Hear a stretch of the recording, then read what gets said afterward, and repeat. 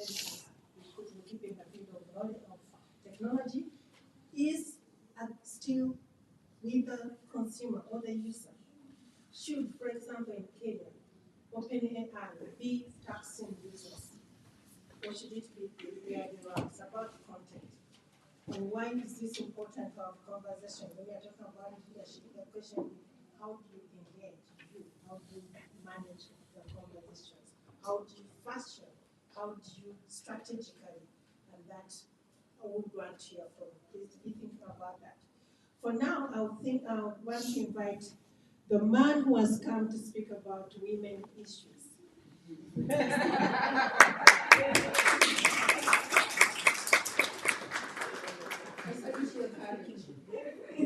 haven't, I've seen almost in your system moderating Gen Z and the man. I love this panel.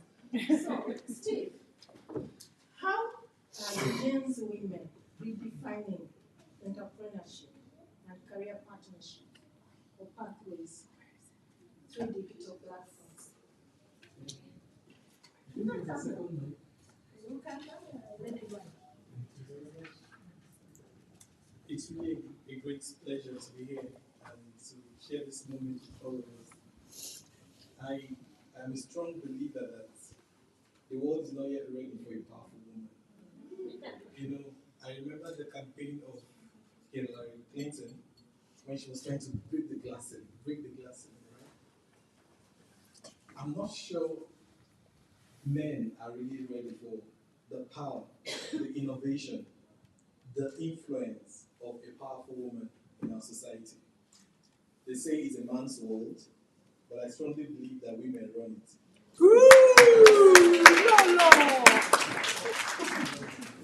What happens in the bedroom is another story. Wars can be started and peace can be made. Right? So I'd like you to put your hands together for yourself.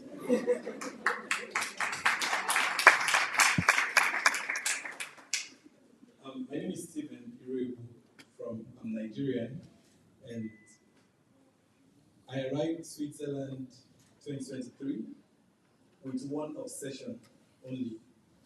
How is it that Switzerland is able to build such a powerful society where they are neutral, where everybody wants to hide their monies here, where everybody wants to, build wealth.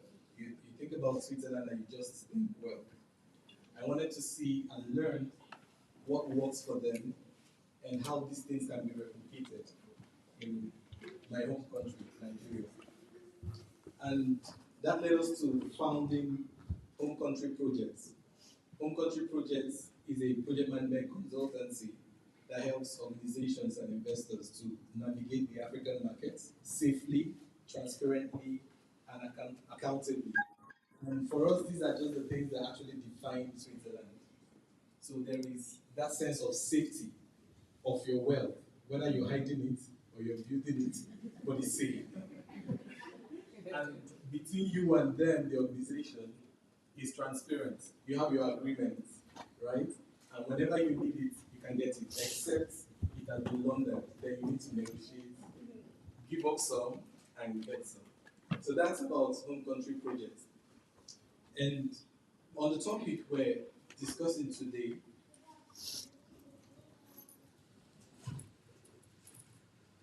information technology has kind of democratized access to what we know. Back in the university, we went to libraries to turn pages of books to get information.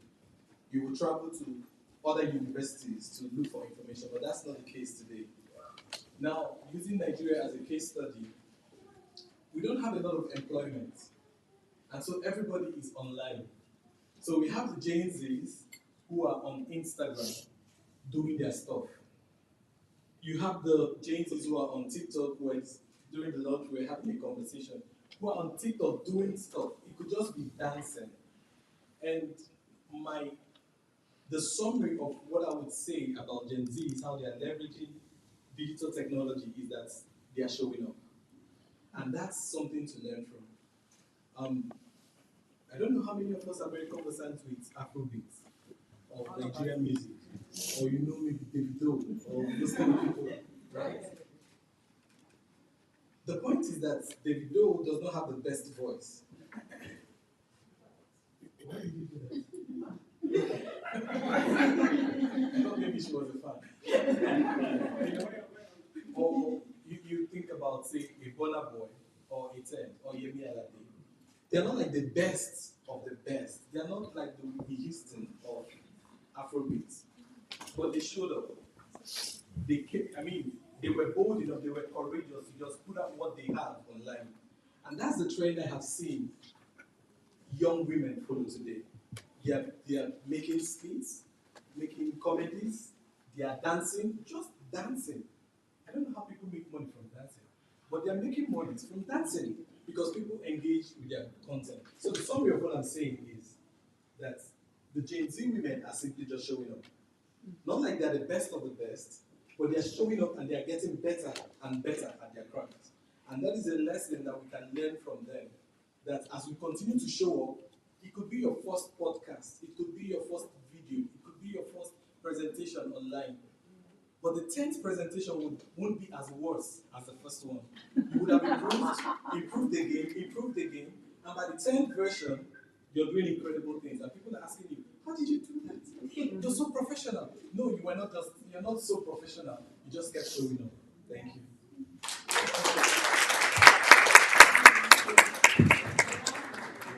Just show up. Just show up with whatever you have. This morning, one of the exercises we were doing was about what is hindering us with that thing that we dream about. If we show up, as you say, the next show up will be better. I like that and encourage that word of wisdom.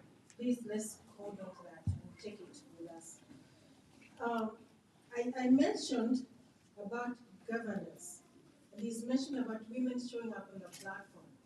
And there's been challenges out there, complaints about people showing up using the technology and then they are exploited or they are abused.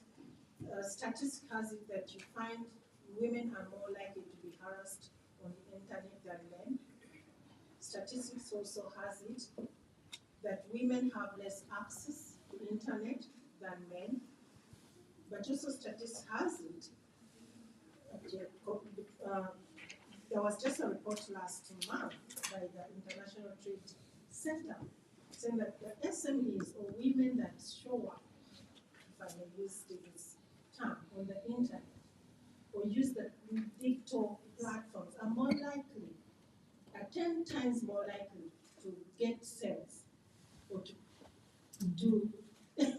close deals, so to use the technical term, than those who don't. But what happens if when these women show up or anyone shows up on the internet, they are harassed? This time we want to the audience. What could be some because I promise you this was an interactive, so you wake up, so your digestion doesn't get you down. Who would want to give it a shot? What could be some of the strategies we could be thinking about? Women are not having internet access as much as men, that's one.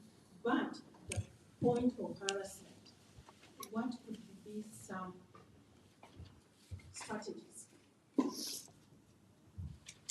you think about? Yes, please. Stronger moderation. Strong moderation. What do you mean by that? I mean that a lot of times when women show up, they get, a lot of times when women show up and get harassed, they're being harassed through comments. You know, people are leaving comments under a video, comments under a picture, something like that. If you had stronger moderation or maybe even AI moderation looking for particular words or particular expression, these kinds of things can be removed before they actually appear on somebody's timeline.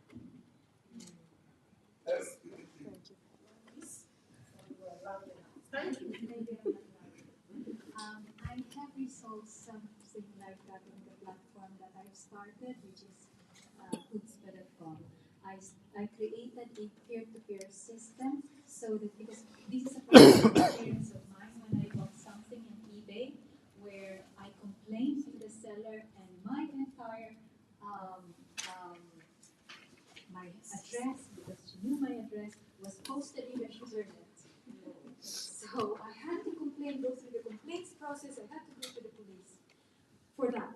So this was like 7 years ago. So when I created my own platform, I filled it up with a peer-to-peer payment system where there is now between the DPD and the buyer, the buyer, there will be someone in between who can be like intermediary who will now provide a address to the seller when it's collected. This is always a practice in the Philippines where when something new happens, they do an add-on. They are the very first who did live selling in Facebook during the pandemic. And they are doing this with like DHL, just imagine Uber, and the Uber driver is the one being paid in advance, and that service have an extra charge. So I put it in my platform because that gives protection.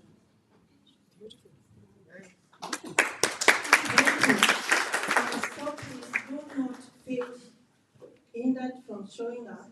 You can, on the internet, because of being harassed, you can think of moderation, you can think of support. Actually, we spoke about support systems. We can think of different innovative ways. I'm sure more will come up as we exchange over the break.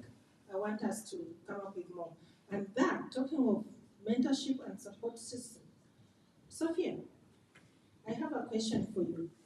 What role does mentorship, peer networks, and collaboration play for women entrepreneurship?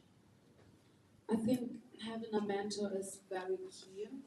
Having a role model as well, and being in a community where women get together to inspire each other is as well very important, because in the end of the day, you need, we all have a woman to who we look up, be it your mother or be it another person, I don't know, in corporate or in the business. So it's very, very important and key.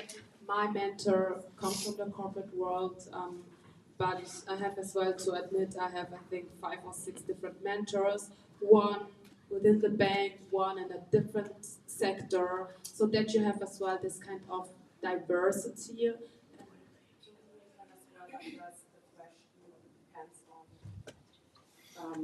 The idea, right? So it is key, it is very important, and especially if you're establishing your own business, there might be a time where you struggle as well, and you might have a situation where you think, okay, I don't have any more that energy, so you need somebody who motivates you as well. So it is important, definitely. Can I ask a question? Sure. Actually, you read my mind. I was bringing the mic to the I probably don't do that. Just to follow up your point, is there a program within the network whereby you do identify professional, competent mentors who are able then to go out and do that mentoring? Because my experience is it's difficult to find a good mentor.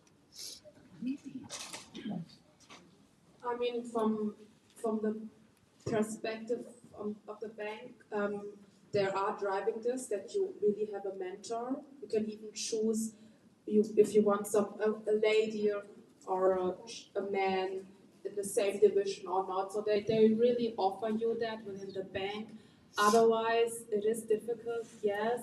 Otherwise, you do that within your environment, community, friends of your father. But I see your point, it is difficult to do that. But I think in general there are as well nowadays some platforms where you can as well find a mentor who is as well inspiring you, right? Because at the end of the day, he is a role model who should as well, or she should as well consult you and guide you when it comes to your career or establishing your business. Yes. Susan, can I add on to that? Just a moment, after Steve. Okay, so I worked with Merck Pharmaceuticals, and in the company we have this system where senior leaders, there's a mentorship platform. They just sign up, and and then put out their profiles. You can see who they are, what they do, and in what area of the career or profession you'd like to mentor you on, and you just sign up. You understand? So I think it is a model that we can actually copy. If you own your own business, you own your own association, it's beautiful to give back. You have enough experience to share, to mentor the young people. They say you keep taking, and you don't give back. I mean, just imagine your hands are like this. You keep taking and pounding on top of that hand. At some point, it gets too heavy and then it spills. But if you are taking and you're giving back as much, then your hands will always be up. So it's a model we can, even if it doesn't exist in your own little spaces, we can all start to do that. Create a platform where you put out a profile, people in your association, people who are young professionals, and then they can just send you an email. Please, I saw your profile and I'd like to do this, and you happily take them. Thank you. Thank you. So we're still talking about creativity, put something up there. I love this. You are really obedient. We said we are going to interact. Really good, Susan, really good. Goals. You have Okay. 1 minute. You're all right, half a minute even. So, I'm from the 90s corporate world, and I was in tech industry, and nobody was opening the doors for women. So literally, when you're the only woman, most time you assume you're the secretary or something, but not, a tech leader. So, what somebody told me a long time ago in my 20s, and this is what I practiced, and it worked for me. I always looked at somebody whose job I want in 5 years. So I would go to their office, and just tell them, let's do lunch. It took a lot of courage. Let's do lunch, beg, whichever way. And many of those people actually, they are honored to mentor you. And when I'll tell them I'll take them out for lunch, they would end up actually paying for the lunch. Okay. And they didn't know that it's their job I wanted in 5 years. But I use that strategy, and I say that for everything else. Even if I'm a smaller nonprofit, and that's what I advise my nonprofit leaders. Look into the bigger nonprofits and tell them, I really like what you do. And everybody loves flattery. And also when you're telling them real things about the things that they do in their workplace that you want to emulate, they will be happy to mentor you and to include you. It goes for every industry. And people are actually willing to mentor more than you would know. But you never know. A closed mouth never gets fed.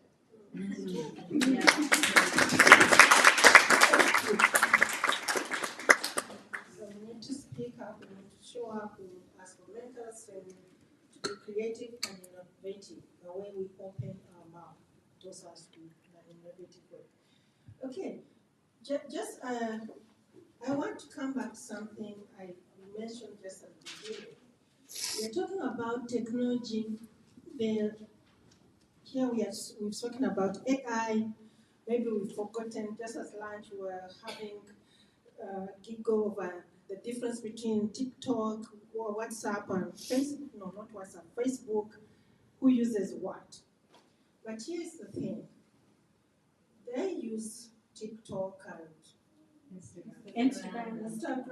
Snapchat. One of them said Instagram is outdated for them. I used to use Facebook. But there are people who cannot use either of them. Because as I mentioned, there's connectivity, but they get WhatsApp. So when we are talking about being business-like or business creativity and innovation, it's not only on the platforms. We can use, if we can text jobs, we can WhatsApp jobs, we can WhatsApp what else when we're talking about business? We can tell someone this is what I'm selling. This is the product I'm selling. This is how I need your support. Yeah, I'm speaking for myself because I'm not active on those other things. I even don't know how they work. Sometimes I receive, but I don't know how to use them. But the point is, it comes back to innovate. Let's use what we have to be innovative, to think of outside the box. Because we not always have someone to tell us what, but the time we spend is a good job to lighten up. But sometimes we spend too much time just forwarding, and reading through long texts. We could be ourselves creative, telling people what we do, or what we want, or send that email to propose propose or request for lunch when you want someone's job in 5 years. No, we are almost winding up. But I have only 1 minute, 2 minutes to go. So in 30 seconds, each of you, what would you tell to these nice people?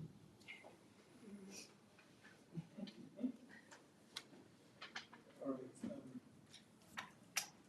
I would like to take on the point of the harassment. So someone told a story and asked, would you rather be in love and be heartbroken, or would you rather stay out of ever being in love so you're never heartbroken? And he advised that we should all rather be in love and be heartbroken, because even being heartbroken is part of being human. So we should give ourselves the chance to experience love.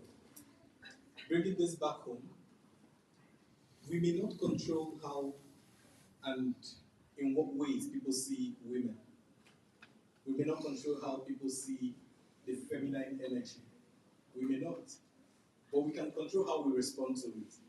And there is just one way to respond to bullies, is by standing up to them. And I come from a country where women could be bullied because they're simply women. But nobody dares bully the woman who stands up to the bully. I mean, I could share a story, but there's no time for that. So I'm using this opportunity to say, let's keep standing up. Whatever your hands find to do it well. Like the Bible would say, he that is diligent in his hands or with his work shall stand before kings and not mean men. And we shouldn't ever be afraid of standing up for what we believe in, what we do. We should be proud of what we do, because we know that our audience are the kings and not mean men.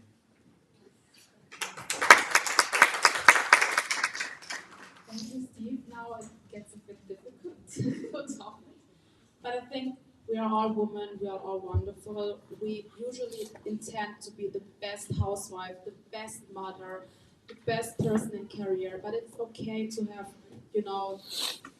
to fail or not to be that perfect person, right? It's okay to have a good balance. We don't need to be, 200 persons. And yeah, that's the message which I would like to give here to all the wonderful women in this room.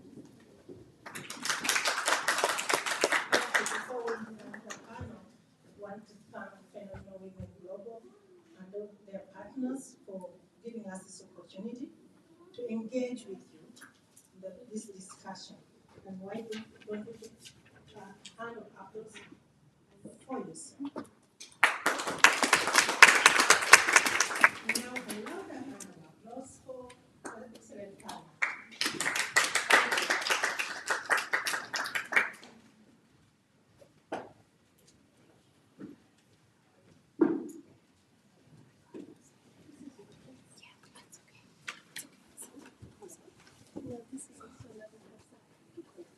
Thank you very much, Susan, and the panel that just concluded. It was very insightful. I would now like to switch up a little bit. We are going to hear from an amazing woman on the panel on women at the front lines of humanitarian crisis. This will be a TEDx. She's going to share a personal story of her journey and her life. The title of her TEDx is From Kiev to Zurich, The Journey of a Refugee. And Liz is a program manager. She has also been supporting us for this conference with coordination and with reaching out to partners, so we're very happy to have her. But her story is very deep and emotional. She has been on a journey that embodies a lot of different experiences and emotions. Without saying much, her bravery and her radical intelligence, let me call it that, helped her get out of a very complicated situation and arrive in this country. So, Liz, we welcome you. you have the floor. We look forward to hearing from you. And after she finishes, we shall have a fireside chat, sort of a popcorn session where you can all ask her questions, and not only me. I'll only ask her a few and then hand over to you. So at least you have the floor.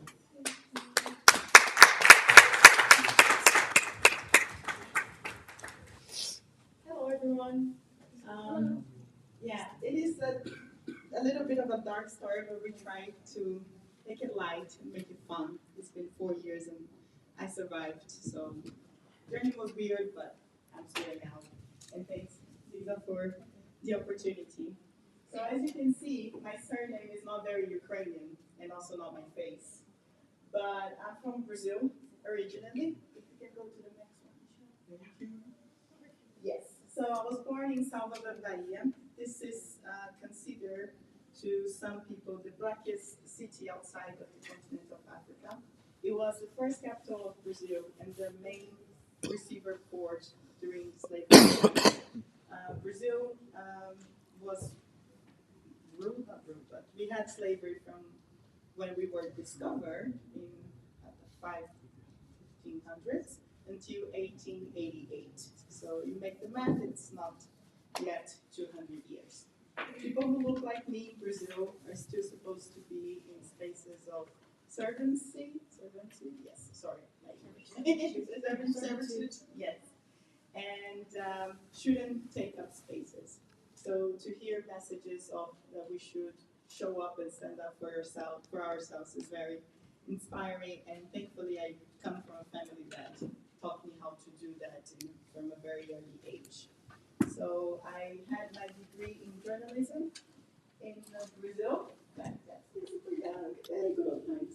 And worked in journalism until I found a man, and he is Ukrainian by chance. And then in 2018, it was my decision actually to start our journey to Kiev. So he lived in Brazil for 5 years.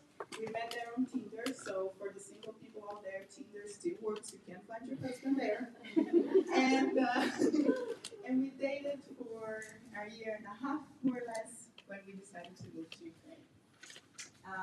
Family went crazy. They were like, "What are you doing? Why are you going to go to a place that it's cold and so far away and so different, and they probably not going to accept you?" But I was burned out, or as my father said, I had millennial disease. And I decided to just have a fresh start. So we left Sao Paulo at 28 degrees, and we arrived in a minus 25 Kiev in December of 2018. And as predicted, it was a very rough start because the family of my husband, even though they knew me, one thing is to see me through video, another thing is a black woman to show up in their house and start to like clean those Soviet carpets and be like, "This is all going to trash because we need to clean this up." And they kicked me out of the house after 15 days that we were there. And they said that I wasn't welcome and that I should pack my shit and leave. But a problem that I have is that I'm too stubborn. So they said that I would never learn the language, that I would never adapt to the country, and that I wouldn't find a job. And I decided to stay. And nowadays I can say that I have, according to my husband, A2, but I like to say B1 level of Ukrainian. I understand Russian. I found a job first than he did, and I consider Kiev my home. When the war started and I moved to Switzerland, sometimes I would miss my husband, but I would also miss the city. It became my house, it became part of who I am, and I even have a tattoo in homage of this city that kind of welcomed me in such a hard time. And even though it sounds crazy, life there was really nice. And once I learned the language, it was easier to navigate. Over there, I arrived in Ukraine at a very good time. It was when the country was starting to open to Europe.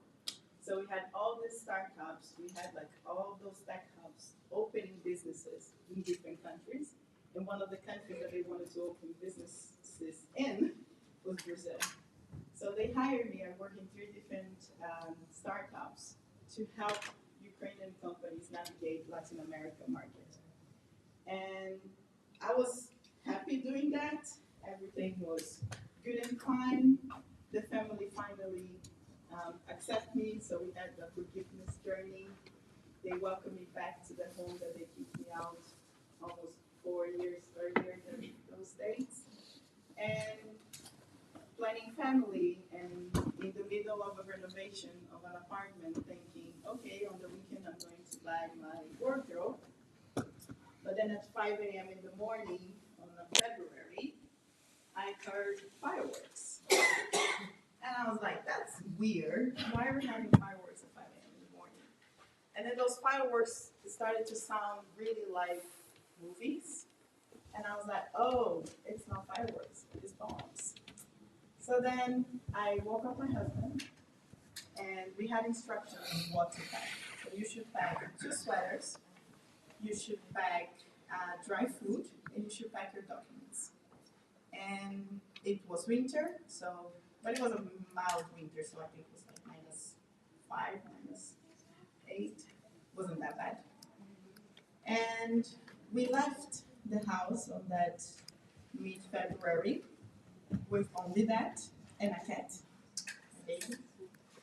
And the journey started for me to move to Switzerland. So I ended up here because my older brother, we shared a dad, his mom got married to a Swiss man.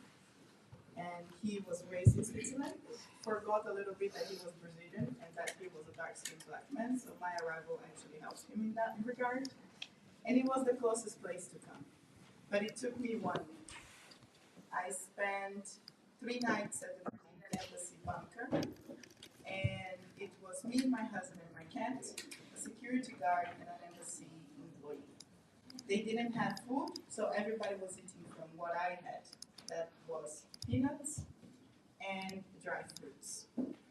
So we were having a ratio of how many peanuts we could have for like lunch, breakfast, and dinner. And we were less than 1 kilometer away from Zelensky's official house. So I don't know if you remember in the beginning of the war, Putin's plan was to take Zelensky out in 2 days. It's been almost 4 years and he was not able to achieve it what he wanted. And in those 3 nights that we spent there, it was terrifying, but at the same time, I needed to kind of turn on my project management kind of skills, because when the embassy closed, because they needed to close, they sent me, my husband, and my cat to the main station. And they were like, by the way, there is 8 Brazilians here. They don't speak English. They don't speak Ukrainian. They have 4 newborn babies, and you need to take them out as well. See ya. And then they left me at the station. And I didn't want to put the photos here. I really wanted to share actually a nice memory. That's my wedding date actually. I got married during COVID. So I didn't want to share the photos and images of my fleeing. I don't think you guys need to see that. And over there, I was trying to figure out what I was going to do with my life. I'm in a packed station, and I still need to manage all these people out. People that didn't have the instructions, for example, on how to pack. So they all had 4 bags of 23 kilos that they didn't want to leave behind because it has all the babies' clothes. You might be asking why babies. Surrogacy in Ukraine was allowed, so Brazilian families would go to Ukraine to find a surrogacy mother. They would have the babies there and then bring them back to Brazil. And it was chaotic. We were supposed to take 1 train. That train was canceled and put into a platform outside of the station. We almost lost one of the Brazilians for stamp, like you know when people step on them? Yeah. And we needed to carry the babies, and it was a whole situation. We were all over the news. Thankfully, my dad is a journalist as well. That's why I was doing journalism. He kind of helped on that regard. We were all over the news in Brazil, and the embassy decided to step in finally. And they put us they were able to convince the authorities to put us in a different room so we could be put it on the train, the first train to Poland the next day. And everything was okay and nice. We were supposed to take a train directly to Poland. And I don't know if you remember, but the Ukrainian authorities and also the population, they were blocking black people to leave the country. So I was quite hopeful because we were supposed to get a train that was straight to Poland. And then when we got to the train that was supposed to leave at 5 a.m., we actually got into the train at 10:30. They were like, "You're gonna have to change trains at the border." And I was like, "Okay, fine. I'm not gonna be able to leave." And at this point, when I talked to my dad, he was like, "Did you got something from the embassy?" And I said, "Yeah, I have like a backpack, like a tote bag with the flight." And this is gonna sound harsh, but take into consideration that my dad almost lost his daughter. But he was like, "They are blocking Africans. You're Brazilian. Use the flag. Talk about football. They're gonna let you go." And that was exactly what happened. I was holding my flag. I could speak the language. That helped as well.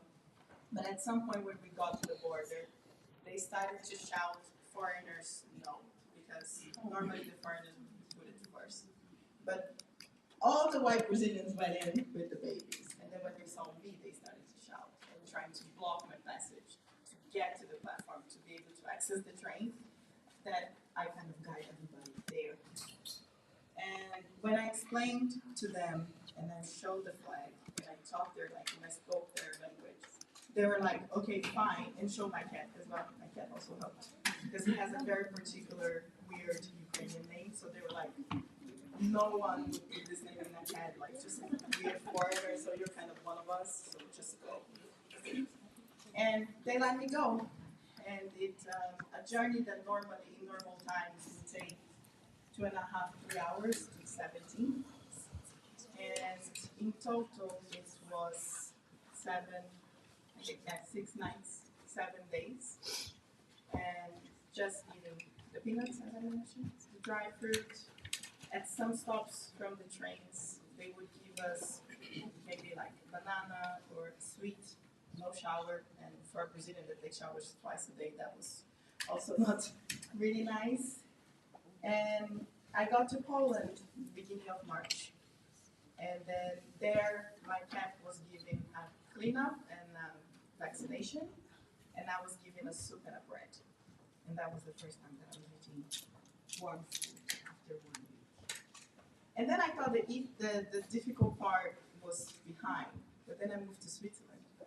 And I was like, "Oh God." I thought things would be easier because, especially in Brazil, and I think Switzerland has this stereotype of being the European capitalism. This country has money, it has like glamour, da da da da da, but not when you look like this. And then and pleading for a document of people that really don't look like this. So when Switzerland created the status S, and for those who are not familiar, Switzerland created a whole new document for Ukrainian refugees. So the normal standards is you plead for asylum, you wait 5 to 15 years, God knows how long. You are not allowed to work. There's certain activities that you can do. You're not allowed to choose where you're gonna live. Your kids are sent to some special schools. You might or might not be given German lessons, and you are not allowed to leave the country, and depending on the situation, not even the canton. For the Ukrainian refugees, the moment you get the document, you can open your own business, you're allowed to work, your kids can go to any schools. In the first year, if you could prove that you are a university student, you could go to a Swiss institution for free. You received money. You could, in the beginning, but not nowadays, you could choose the canton that you would leave. You receive German lessons for free. You can travel outside of Switzerland for up to 2 months, and you can go back to Ukraine for up to 15 days. We have more or less almost, but you don't have access to credit. But we almost have the same rights as B status they are for the European Union ones. And then I show up wanting this document, and they were like, "You're from Brazil," because Ukraine doesn't allow double citizenship. Even though I was married to one, I would never have his passport. Actually, he wants mine. I don't want his. I'm fine with my Brazilian passport. And they were like, "We don't know what to do with you.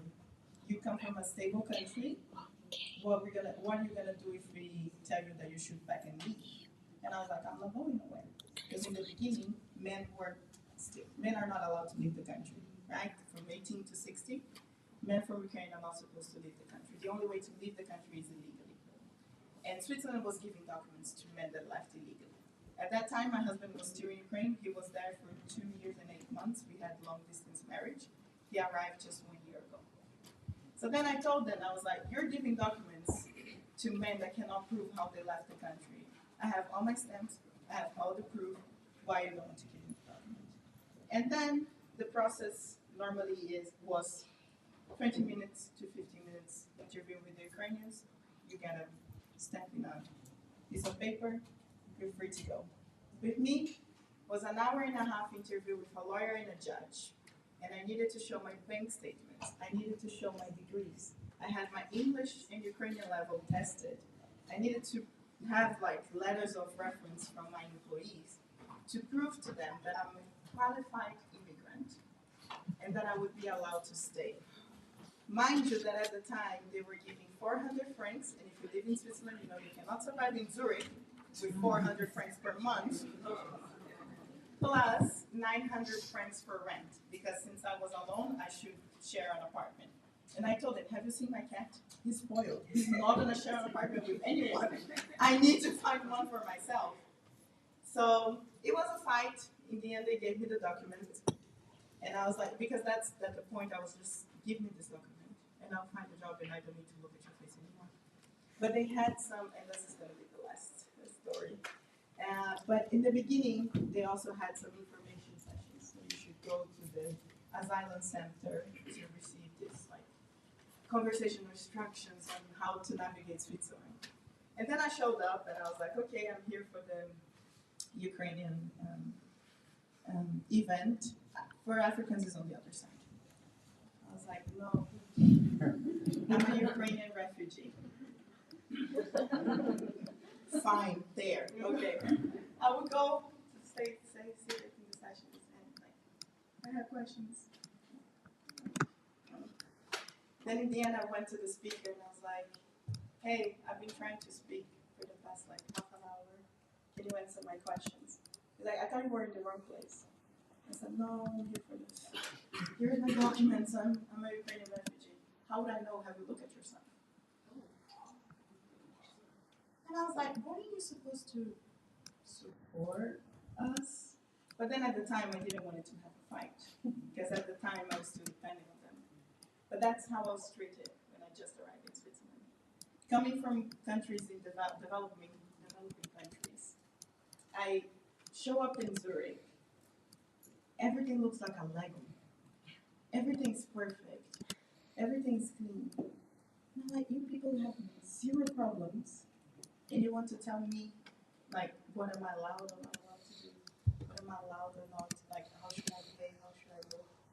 And it was really hard for me to adapt to Switzerland at first. Really hard. Because I was like, "You know nothing."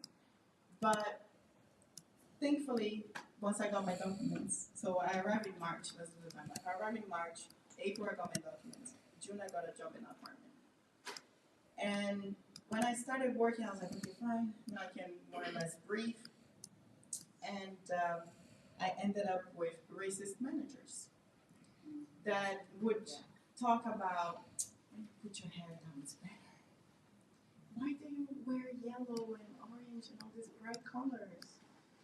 I know everybody has nail extensions, but your nails are so clickety-clacky. And every time we get heated, you're so ghetto." Yeah. And I was like, "Man, how do I sound ghetto?" I'm like, fine. And I dealt with that for 3 years until I reported them to HR. And then 6 months later, I was fired. And I'm just explaining this whole story because the whole conversation here today is how do you navigate the Swiss word, being an immigrant and a refugee with a lot of privileges. Because I said it from the beginning, I'm going to use the white privilege of my husband on my benefit. Need to take something from them, right? So I was like, yeah. And then, so this was my journey. My husband arrived 1 year ago. He applied for the documents. And when we went for the interview in Bern, they were like, your wife has everything figured out. You're settled. Hi. And he got his documents in less than 15 minutes. But yeah, you sent we had this thing that I came first, I set everything up, and him as the perfect white person just showed up when everything was ready already. So that is my story. Thank you so much for listening. I didn't bring the vibe too down. Again, I'm here, I'm alive. That's what matters. Thank you so much. Thank you so much, Liz, for sharing that. That was so profound. I think we are conscious of the intersecting forms of discrimination that she has faced as a woman of color, as somebody from a developing country, even though she holds Ukrainian nationality, which automatically gives her a privileged status in the refugee system process here.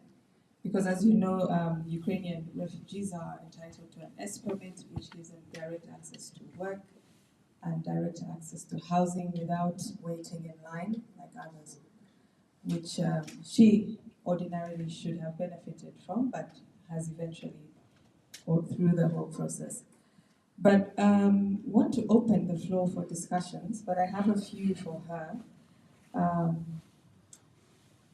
Given all that you have gone through right now, what advice would you give to a young woman in a similar position than you to make it faster? Like what sort of, because you have learned and seen all these layers from you running after the train and being blocked in Ukraine because of the color of your skin, to reaching in a country and going through all these protocols and procedures and all that.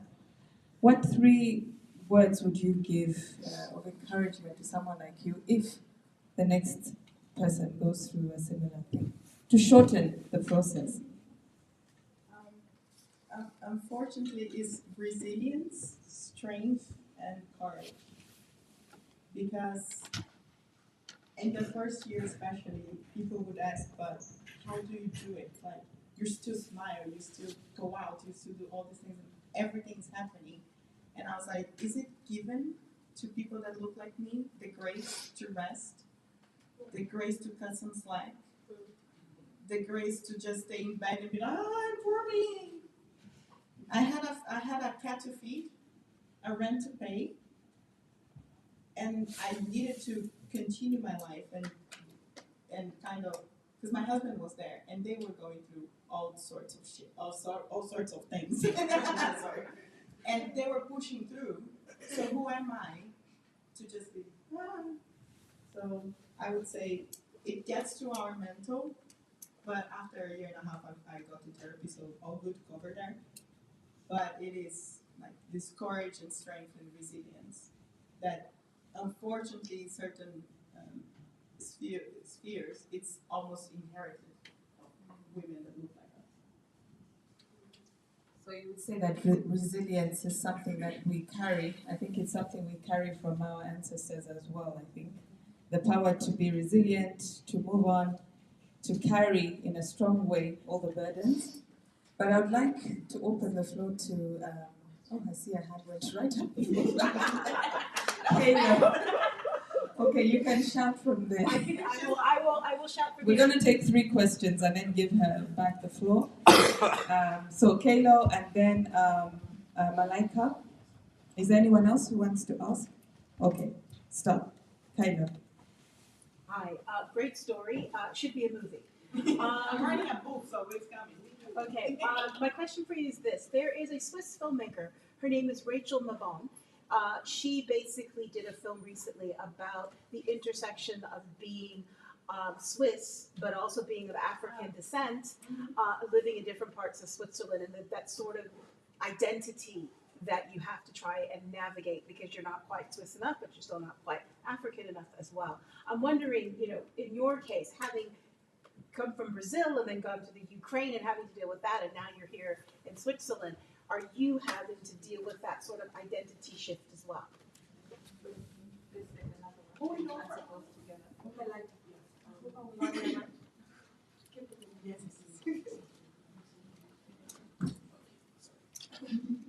Okay, so that was a lot that you just told us, but something that I want to focus on is the emotional impact of racism, because I think a lot of Black women, and speak for myself, that moving past it is very, very difficult, and the pain that it tends to cause internally, and I know you said next therapy, but I wanted to know what are some of the tips you could give anyone that's experienced even a fragment of that to carry themselves forward, because it's really, really disheartening and it's confusing because half of the time we meet the criteria, if not double, and are still treated worse. And I feel like it's we say resilience, we say be strong, we say you just have to keep going, but at some point you break, right? So what tips can you give? What from therapy, from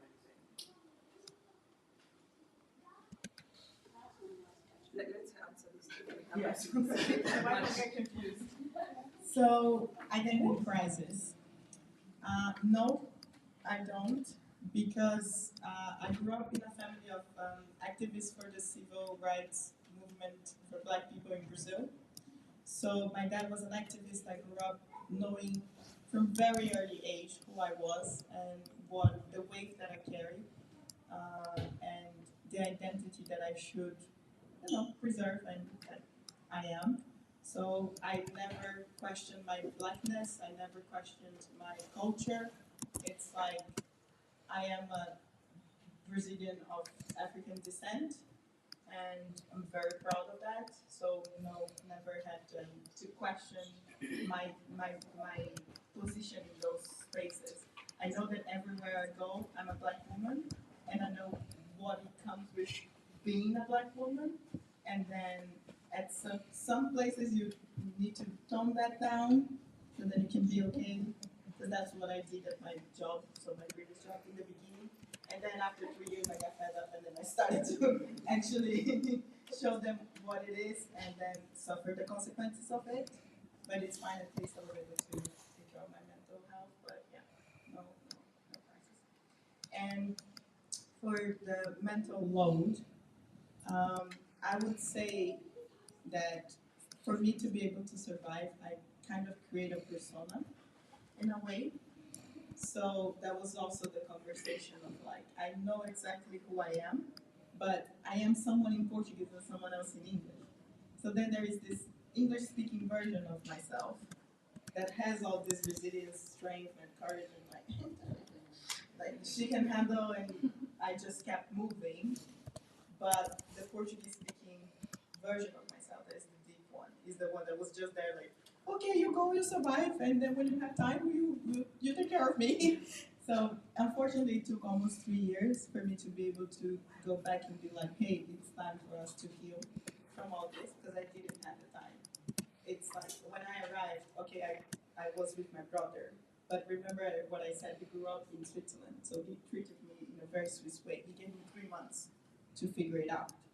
I got to his house, he was like, you have until June to find an apartment and a job, because my girlfriend is allergic to cats and you cannot be here when she comes from Germany. And I was like, okay. 1st of June, I got everything. So I didn't have the time. I needed to. First year is a blur, a very it's blur, but there's some funny moments because we're also out every day, like having fun and that. But a lot of guilt as well, because as I mentioned time and time again, my husband was still there, and I was just here living the life, like having access and privileges that at that time he didn't have access to. So also I had to deal with all this guilt and make peace. Thank you for sharing. That's very insightful. And self-care is always important in times like that. And also, having a counselor and mentor to help guide you, but also to heal, having a network, a sisterhood, as we have with Phenomenal Women, with Afro Swisters. She's also part of a network of people, women of African descent in the German part of Switzerland called Afro Swisters. And I think for us who are both Swiss and African, it's very interesting, the dynamics between the Afro Swisters German side and also Afro Swisters in the French-speaking side. But I think what unites us, of course, is our origins and our ancestors. So let's take 2 more questions and we close this session out. You had one.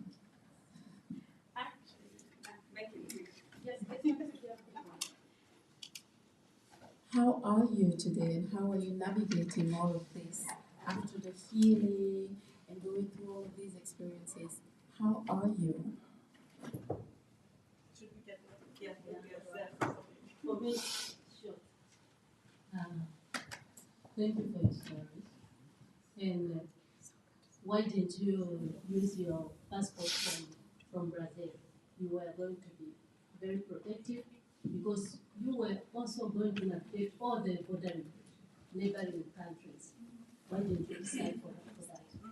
And actually, you could have helped those people that are being also you treated here, the Brazilians.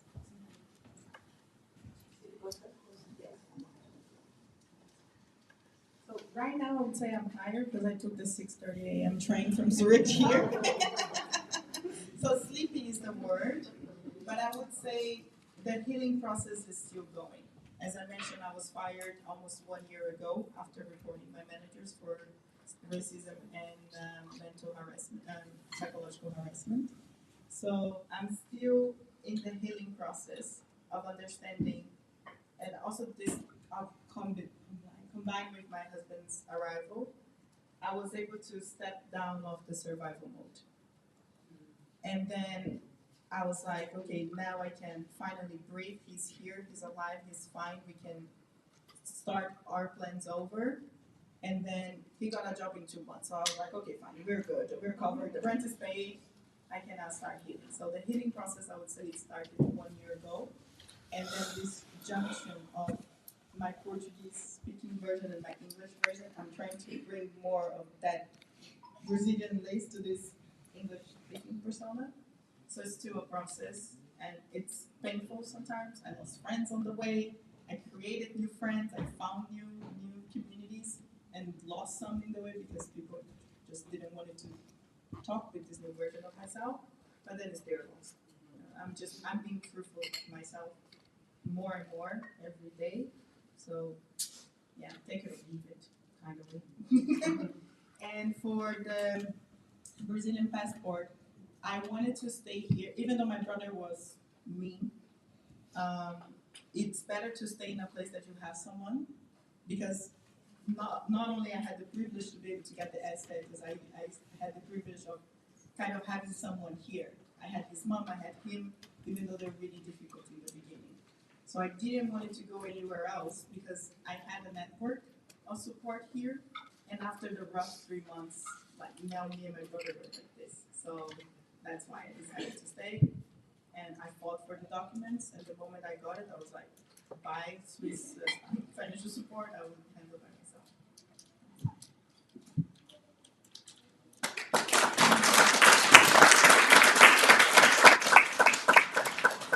Thank you very much, Liz. This was so insightful, and I think we now are better informed about the issues of immigration and people of color, employment and people of color, navigating a humanitarian situation in a country where you're few people who look like you and the kind of support that comes up. And I think I would just like to say at Phenomenal Women Global, we like to have these discussions. We know that they are difficult to have, but the Canton of Geneva is very supportive in supporting us to have discussions on diversity, inclusion, on racism. And we've had a number of panels. We also had one with the schools and the teachers We had a Women of Unity panel where we did discuss and also invited the canton.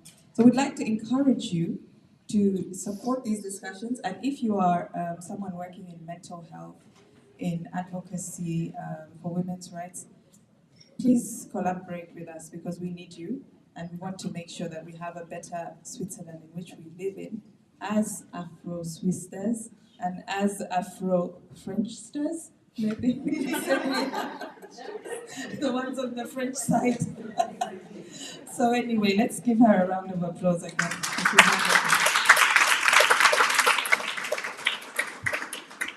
So next up, Sarah is not here, but we have Giselle. Elena? Yes. Giselle spoke earlier this morning. Well, before I move on to Giselle, I would just like to remind you that Lise is doing a book on her journey. And it will be out whenever it comes out. We shall reconvene again and listen to the ending of the story because we still don't know the ending and we don't have all the details, but just want to bring that up. But now moving on to Giselle, she has also written a book, a different journey, I must say, because hers takes her to Africa, to Europe, to watches, to emotions, to marriage, to children, and everything. I don't want to say more. But she has her book here and she will do a short TEDx on her book. Thank you. Thank you. I was a very happy child, lively girl, wanting to discover the world. And I was rapping a joke in the street in my small city in Porrentruy, Switzerland, in the North Jura. I was 8 years old, and I was thinking I was flying because I was running so quickly. When suddenly a girl came to me and said, "But how can you play outside when your father just died?" I was shocked, and I pushed her strongly, and I said, "It's not true, it's not true." And I ran to my mother's shop. My mother had a shop in the Grand Rue. And I stopped in front of the door. It was written, "Closed due to mourning." I look at that. What does it mean, closed due to mourning? I pushed the door, and the shop was no light, was dark. I went to the apartment, and my mother was there sitting with a friend of her. Usually they were laughing, enjoying things, and that day they were crying. And I came to my mother and I said, "Mom, why are you crying? And what does it mean, closed due to mourning?" My mother took me in her arm and said, "My little angel, your father died tonight." I pushed her and said, "No, Mama, it's not true, it cannot be true. He's so strong, he's so big, he cannot die." But it was true. And I could see my mother, she was despaired. She didn't know how to overcome all the odds. And I could hear her crying during the night. And the only thing I could do was telling her, "Mom, I love you so much." But I have to say that I was sure that my father would come back. He was so strong, he could not die. And one morning, it was in the summer, a beautiful day, I went to the park where I know I would find this blue flower, the forget-me-not. You see, this blue flower, the exact color of my father's eyes. I was sitting in the grass and looking at the flower when suddenly I was attracted by a little plant. I approached it, I picked it. It was a four-leaf clover. I had found a four-leaf clover. I saw that four-leaf clover doesn't exist. It is like fairy tales or Santa Claus's story that you tell to children. But I had one. I have found one. I ran to my mother's shop. I pushed the door and I shouted, "Mom, Mom, we are saved. I have found the four-leaf clover." By chance, my mother took it seriously and she opened her pendant and she put the four-leaf clover inside the pendant. And it seems that things were going better. Or perhaps I was so convinced that it was going better, that it went better. And a few years later, I was with my mother. Like woman, she had a big bag, she was grabbing in her bag, and suddenly she showed me the pendant. Do you remember that? Oh yes, the four-leaf clover. This four-leaf clover made a good job. And when I saw that, at that time I was around 20, 25. And that is when I decided that one day I would do something beautiful for women. For all those marvelous, phenomenal women I met all over the world who were fighting for their family. Excuse me, because each time it's made me so emotional. That I would do something that I know, that is the essence of who I am. I am an artist, and if you are an artist, you have to exercise your art. And so I decided to do something with my art, but I was too young. I didn't know what to do. I was also a feminist, very active feminist, but I was doing a lot of different things, but not finding the real things I was wanting to do. When I was around 40, I was hired by a big, I launched the flick-flack watches, perhaps you know, for children.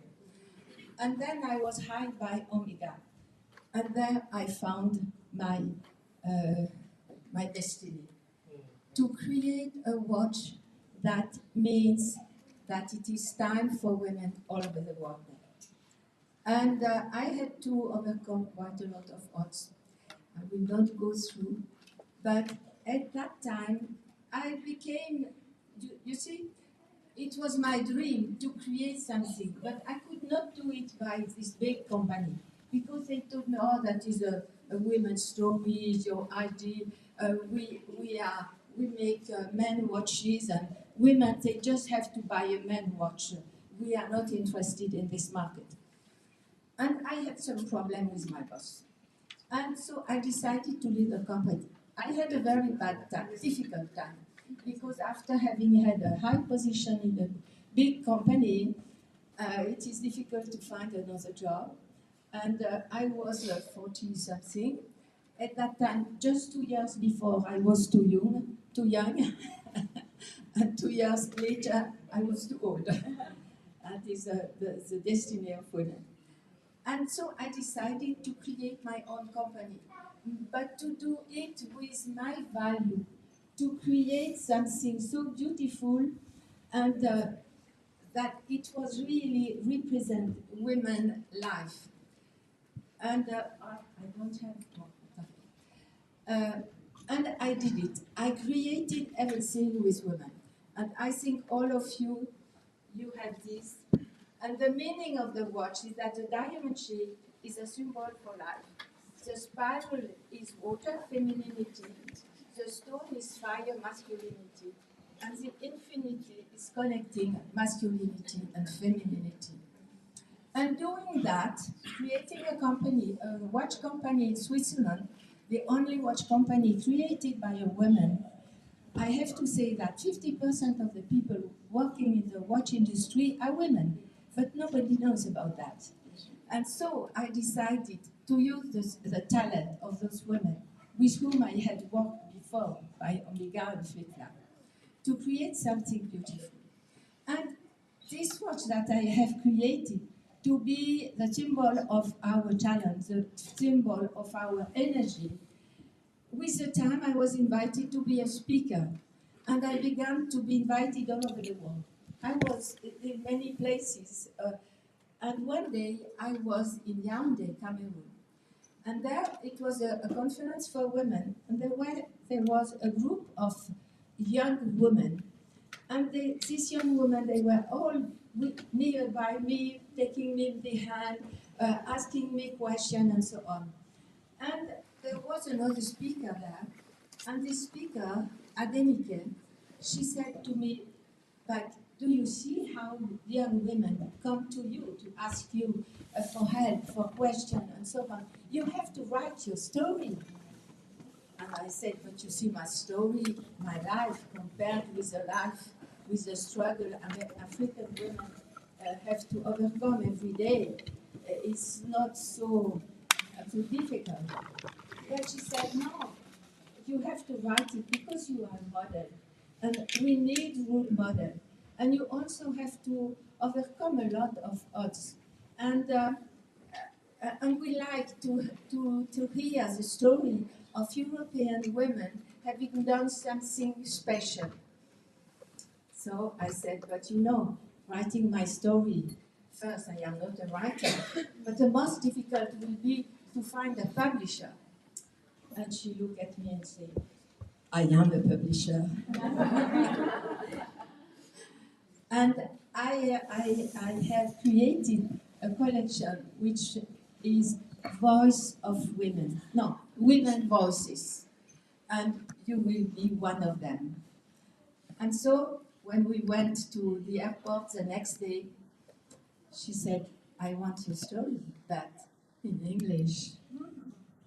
So I think my English is not too bad, but between writing a book in English when you are not a writer, it was quite difficult.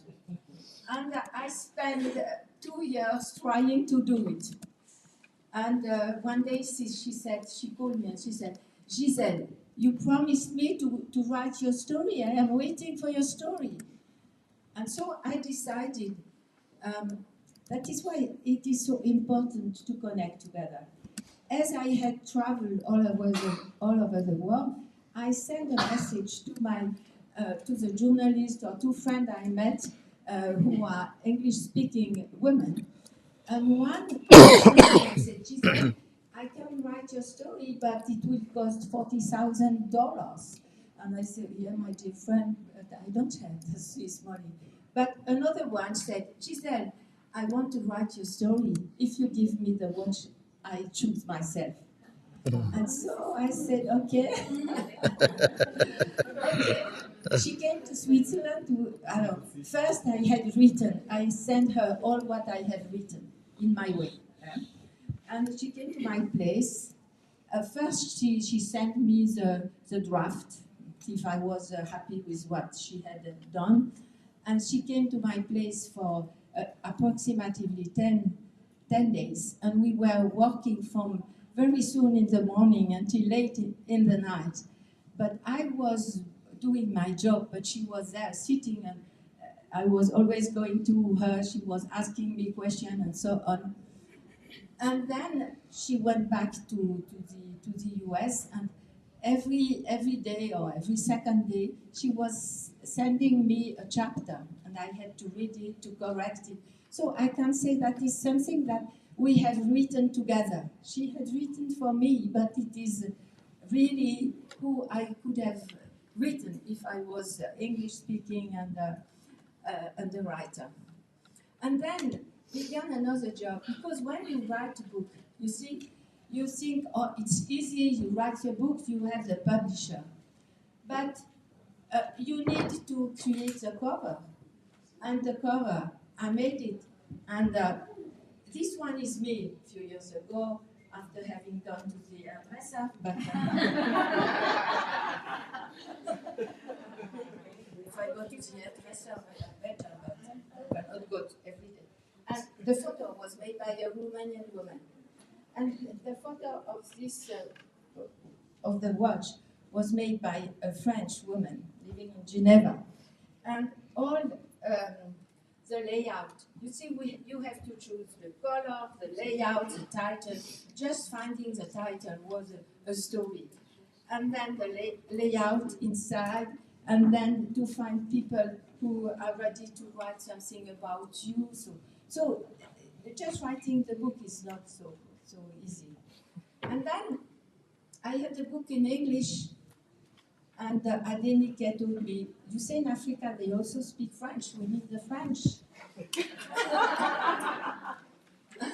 And I was telling that to a friend of mine. I said, you see, she asked me the French now. And she said, oh, if you give me a watch, I'll translate it in French.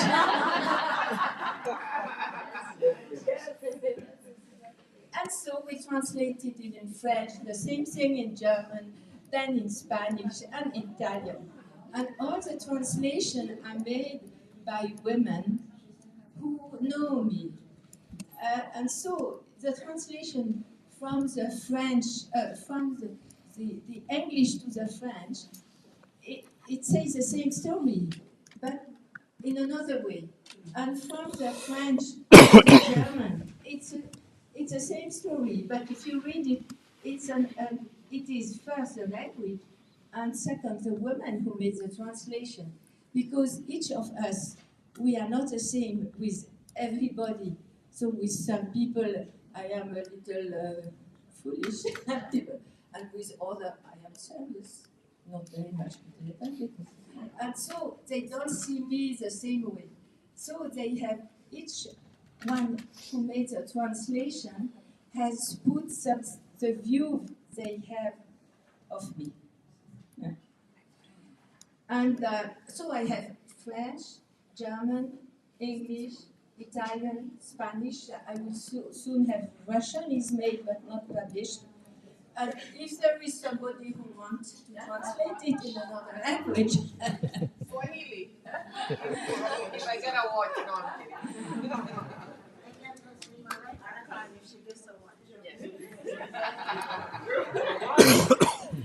So I have to say that I didn't know that deciding when I was 20 years to create something beautiful for a woman, to be something expressing my love for women, would one day put me here in front of you telling this story. And it is clear because I did my company, I was 50. So it's quite everybody was telling me 50 is too old to create a company. You see, but I will be 80 next year. I will not create another company, sure. But I think I made a good job for 30 years.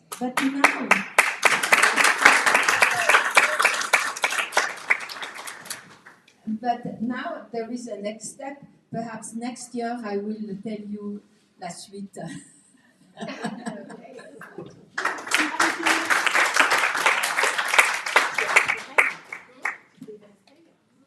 Thank you so much, Giselle. Thank you for that insight, for your wisdom, for your experience, and even just sharing those entrepreneurship skills.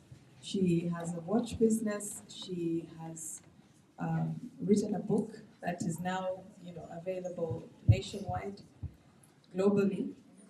So I'm just going to ask you one question, then we move to the next panel, because you spoke in the other panel earlier, so we heard a lot about you. I'm going to ask the audience if anybody has a question for her, and give it to the audience. Yes? I think it's a very wonderful journey in how you explain your journey overcoming fear. The man had a book. 5 different languages. Amazing. Please, microphone. The last question. I said I think it's amazing that you have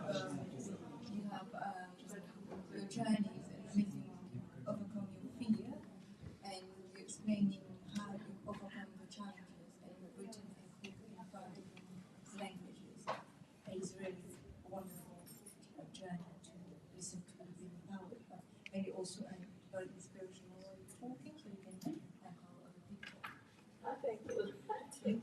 Thank you very much. Let's give her a round of applause, everyone. I have to add, I set the book for 30 Swiss francs, and the money I collect with the selling of the book helped me to help other young women. I have I am the mentor of a few women, and I already have helped a lot of women worldwide. So I need your help to help. Thank you very much.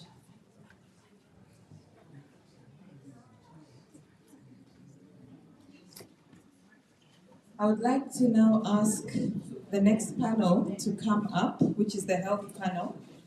But as they come up, we will take a short time of reflection to listen to some testimonies, because we're talking about mental health and women's well-being. And as I said, Phenomenal Women Global organizes retreats once a year for us to step back, think about ourselves and stressful lives that we have in Geneva, and just rest and set health goals. So we'd just like to put you through some testimonials and invite the next panel on health to get ready before we end the day. So please play the video.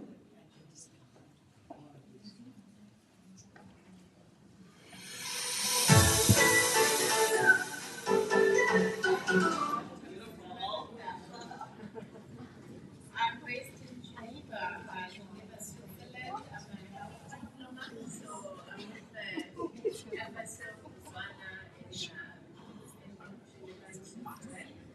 And I am also a member of the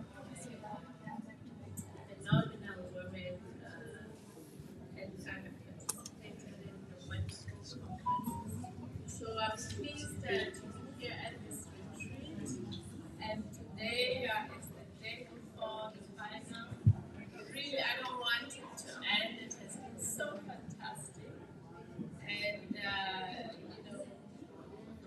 from the first day when you arrived, the first dinner that we hosted, to the treat that you paid, wonderful. And then here in Cannes, today has just been so good. I think for me, what has truly been very nice is just the talks that we've had, from nutritional to conversations and speakers talking to us about the power of words, and also the conversations that we've had with these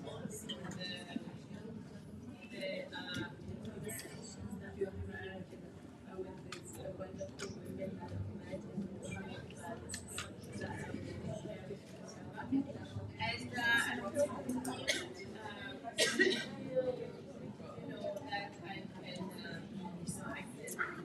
sit down and even my views and my aspirations thanks to this retreat.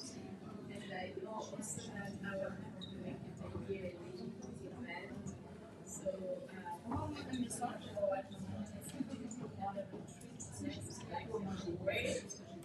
And I'm sure it will be bigger and better each time. So never been to the French Riviera. So I was curious. Something told me to come. And I'm so glad I'm so recommended because the last 4 days, for lack of better words, I'm gonna say it's been phenomenal. It's been awesome. Not only is it a beautiful location, I mean, I've been to so many beaches around the world, but this was special too because I was with a special group of women. It was intimate, it was growing, it was nourishing. I mean, I'm old, ladies, and I was up until 4:30 every day having insightful conversations about life. Advising each other, gathering wisdom from other women, and I just stay there in calm, beautiful water. Lisa knows this location, she knows where to go. And for heaven's sake, I was in a talk where Deepak Chopra was presenting and many others. So what an amazing opportunity. Trust Lisa, you will be happy. She takes care of you. And I attended one of the first ones, but let me tell you what, ladies, I'm gonna be a regular. I foresee this conference being sold out. When I get an opportunity to get in, I can. Oh, this has been that's actually very, very timely. Very interesting.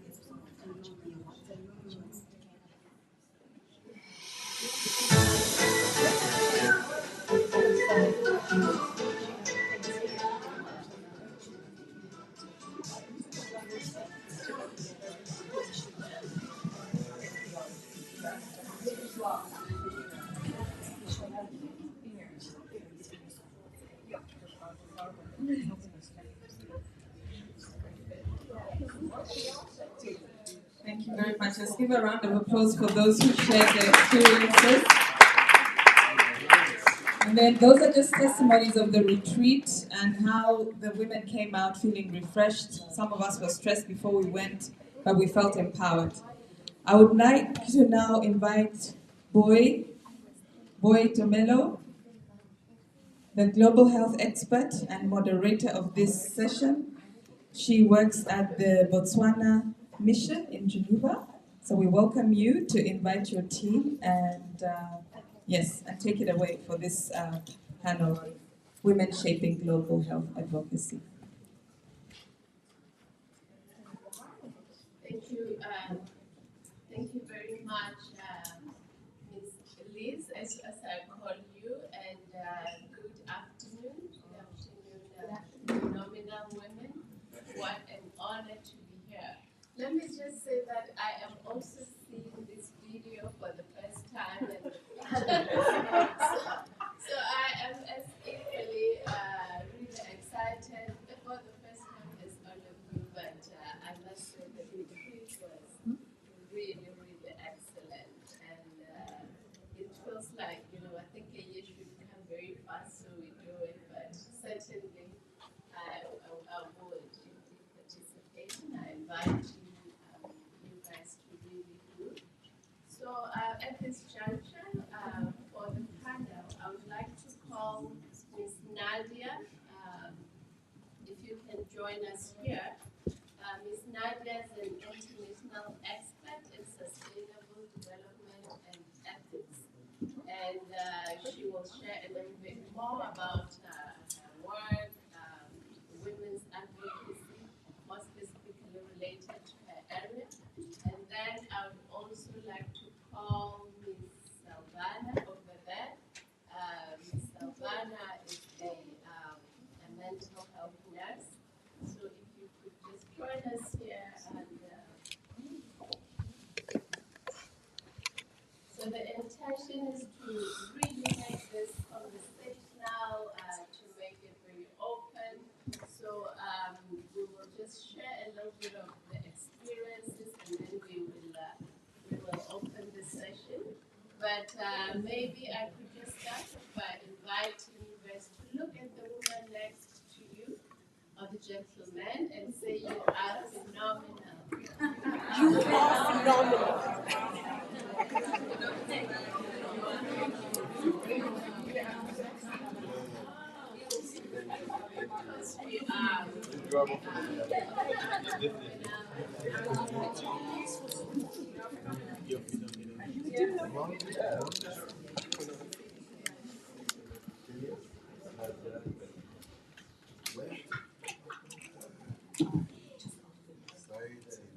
So as already has been indicated, so our panel is on women shaping global health advocacy.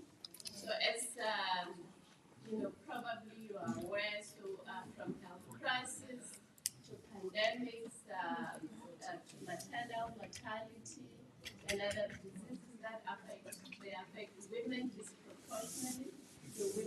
girls are affected. At the same time, women are also underrepresented in global health leadership. Yet, when it comes to health, at least 70% of women are actually frontline healthcare workers. I think we heard just now that in the watch industry it's 50%. So we see that indeed women really do serve.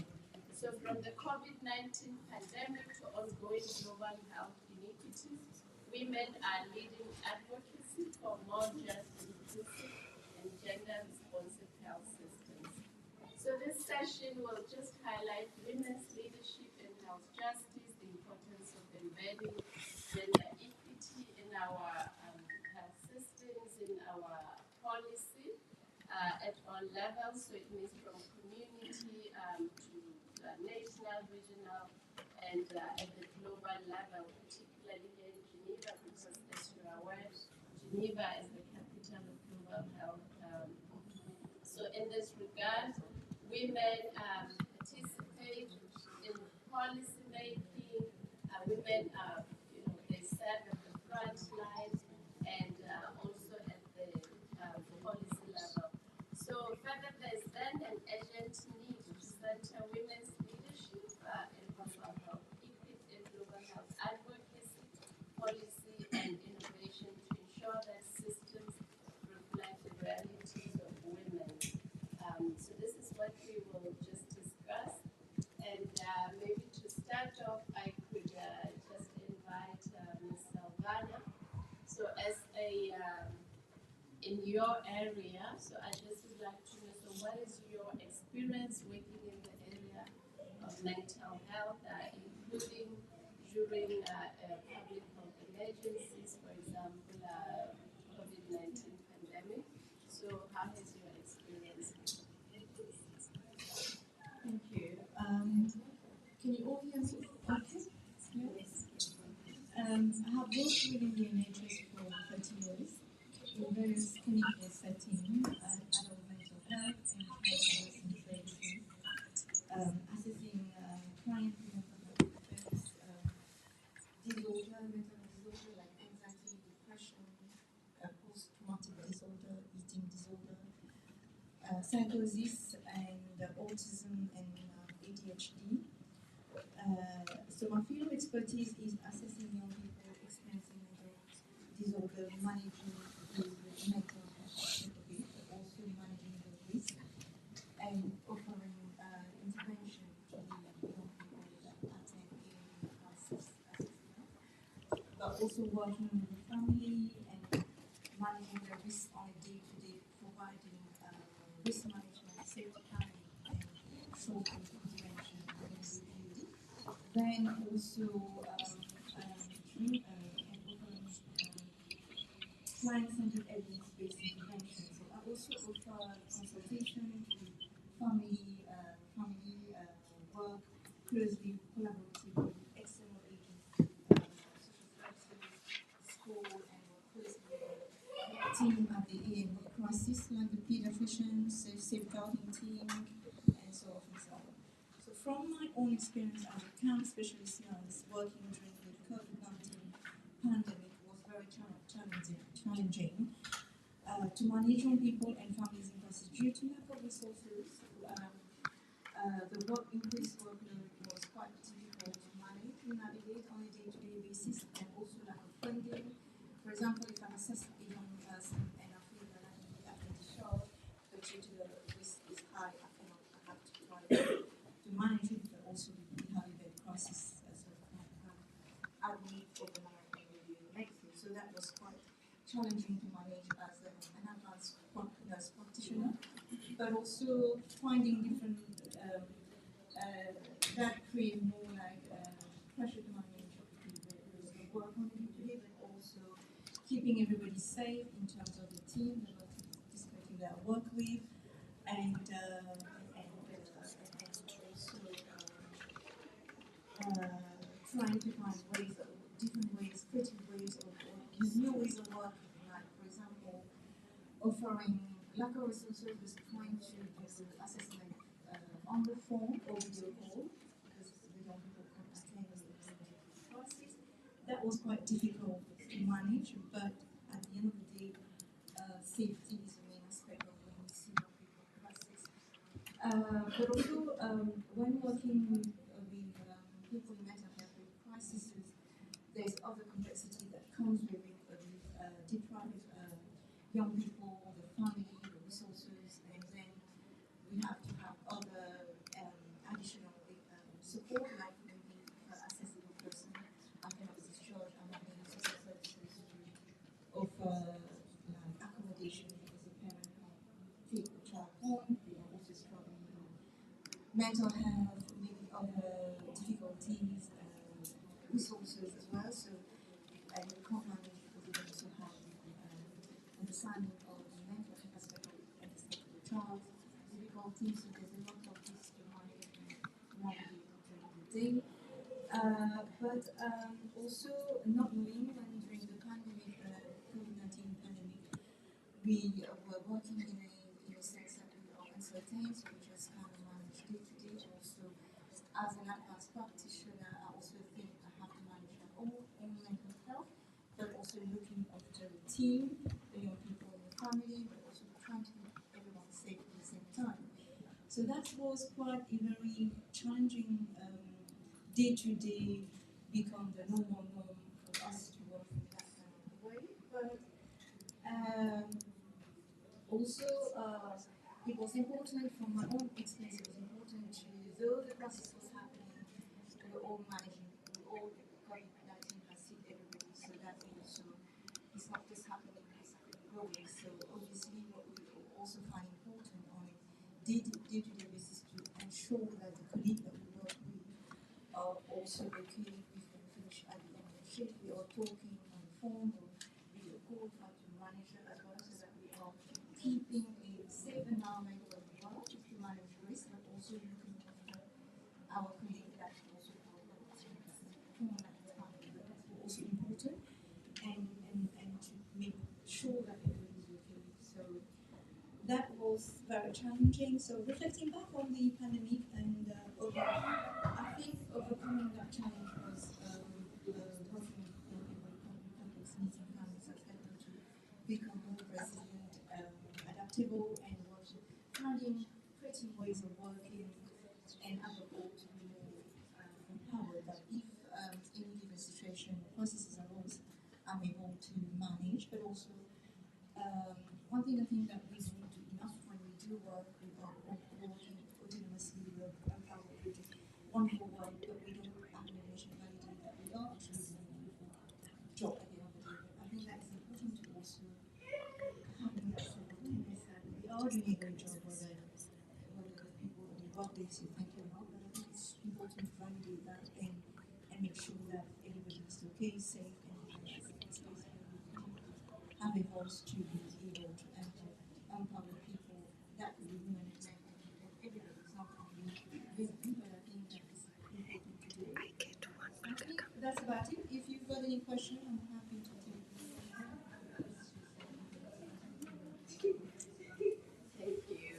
Thank you very much. I think that is just so powerful. It's so interesting.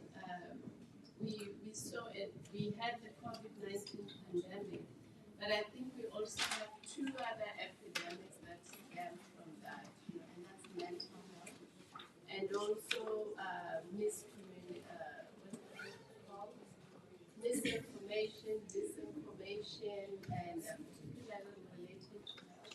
So I think it's just so empowering what you're sharing your experience.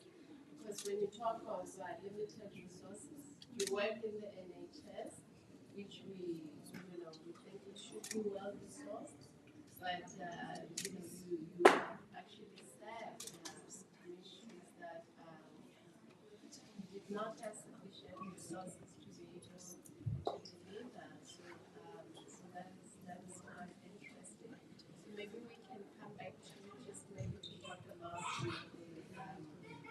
from the perspective of the women's education and what we can do, particularly on women's programs, because women, particularly during emergencies, are the ones who are affected. But I will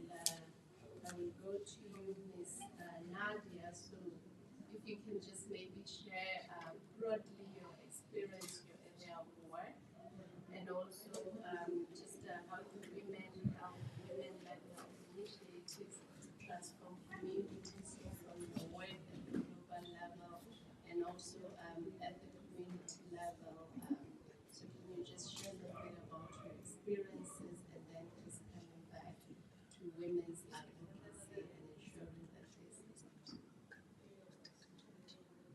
Yes, thank you. That's a lot in a question. So I'll try to see how I put things in the right order.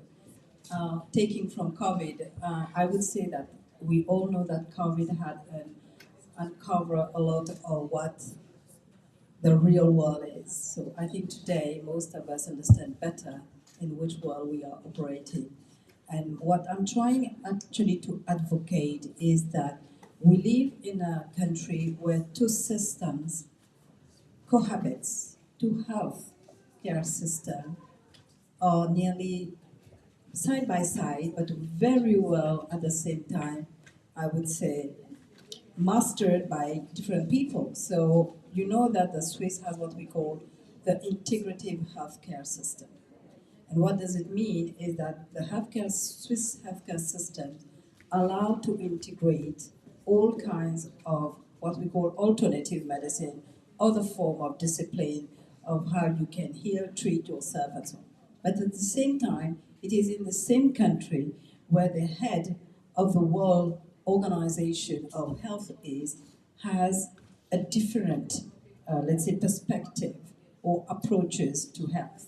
So what I'm trying to do, because I'm trying to tap into the experience of Switzerland on the side, which is for the locals actually, but even though the locals themselves, not all of them know that we have a very strong integrative healthcare system.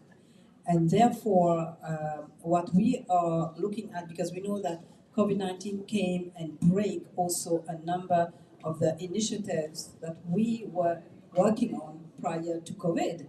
So a lot of people had to stop. And one example of it is today. Today is we are having the Swiss Congress on Integrative Medicine, which resumed, I think, after a few years after COVID, because for whatever reason, and actually this is an opportunity that we have here in Switzerland, in Geneva in particular, that this happens on a yearly basis, and today there are 300 people attending this event, and it is all sold out, and it is supported by a number of laboratories and a lot of therapists, because when they go to this congress, for instance, they all get a certificate that is recognized by this association, that therapists have to do their credits and the number of points, per year, and they get their points. So they attend a conference and they get their points, and they are learning at the same time, because this is a space of expert doctors, researchers, laboratories presenting new products, and so on and so forth.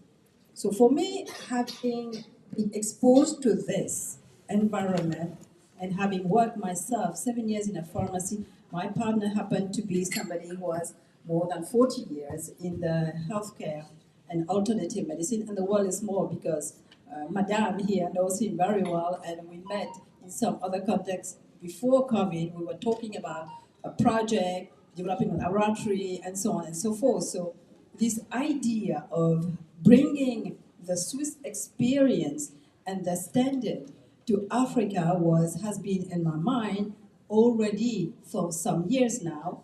And the fact that I am now involved with LCPA, I see huge opportunities to tap into this area and enabling countries actually not only to learn from what we are doing in Switzerland, but also how we in the country tap into what is already there in terms of plants, natural medicine, experience, ancestral medicine, which for me lacks today the scientific, let's say, backing and recognition that we have to work towards it. As you said, having spent myself 7 years in this natural pharmacy, which happens to be one of the biggest in Geneva, if not in Switzerland.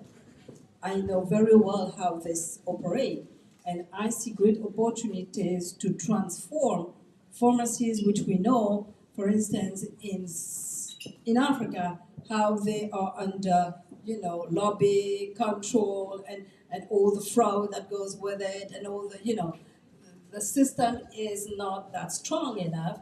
But when a system is not strong, this is where there is great opportunities to transform, because then we can really integrate a strong experience. And even in the room here, as I said, there are people. Here we have a couple there, over there, that has experience and want to do something in Rwanda. There's Madame Ndiaye here, and then there's other people in the room that have the experience in the healthcare system that we can work with and really develop some very strong program for the healthcare. And I think, as you say, having worked in the pharmacy for 7 years, it's true, I was surprised to see that probably over 100 people that I have interviewed, maybe 20% were men, 80% were women. But most of the pharmacists happen to be the other way around. So all the assistant, all the those that do the laboratory work and so on, are most of the time women. All the pharmacists are men. So there is also an opportunity also to get the women, to take also some lead on that, as pharmacists, and to think also in different ways how to run a pharmacy, because a natural pharmacy is certainly the solution for the future, because in Switzerland you go first to your pharmacist rather than going to your doctor, unless you say you are really sick and you are in an emergencies case. But what you get in terms of counseling, what you get in terms of preventive measures, what you can get even into post-care is so immense that this is why, potentially, probably, Switzerland is recognized to be having the most, let's say, highest quality of healthcare service, because even the universities or even the Geneva Hospital University work with those disciplines to address situations of patients and cases, because they know that alternative medicine, they know that complementary or food supplement, all these can help the people to recover quickly and not become too dependent on a long-term, let's say, therapy that will provide some side effects. So that's what I'm trying actually to advocate also through my initiatives, to set up what we call holistic healing and well-being centers in communities, so that we can really provide the communities with other ways to heal themselves and to get the best service and to enjoy a healthy life. So that's what we are trying to do, at least through the project. We, meaning we bringing the expertise to the project owners, like for instance, their project in the business that they are doing in Rwanda.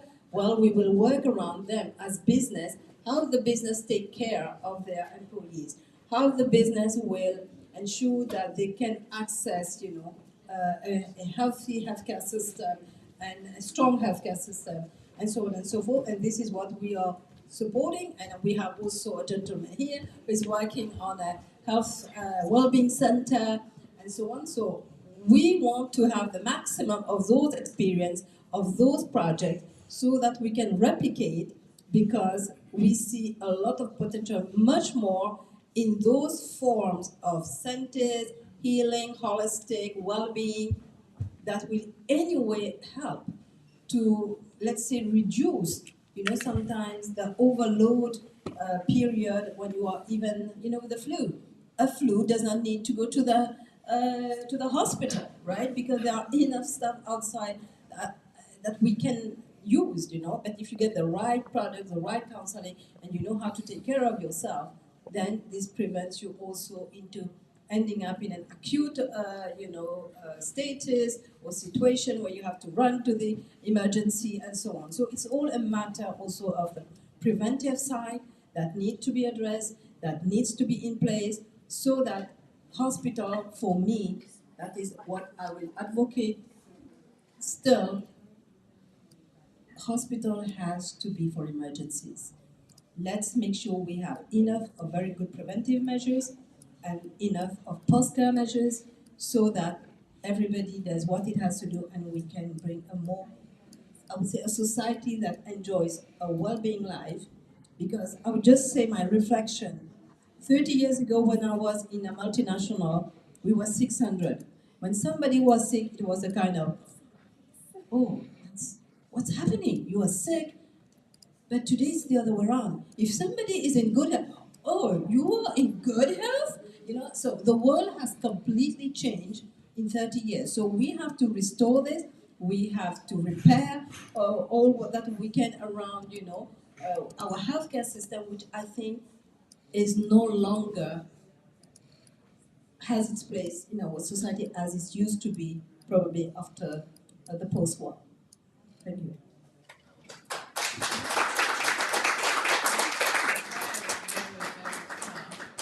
Thank you so much for sharing that.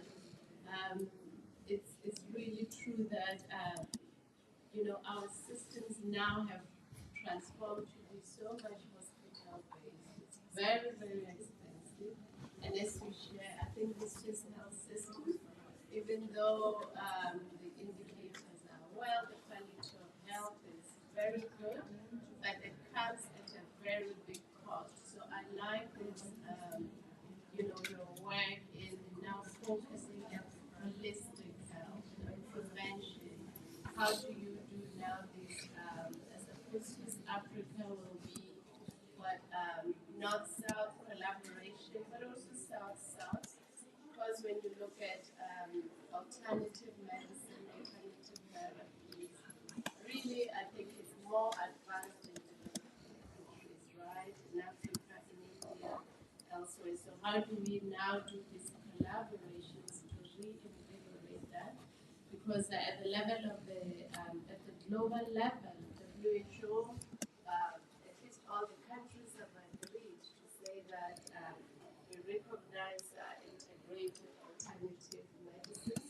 So it's really now up to our systems and these partnerships, these collaborations to translate that. So really thank you for sharing that powerful. I think maybe instead of just us talking amongst ourselves as panelists, we can now just open the floor and hear from, hear from you if you have anything that you'd like to share or you have some questions for us. So we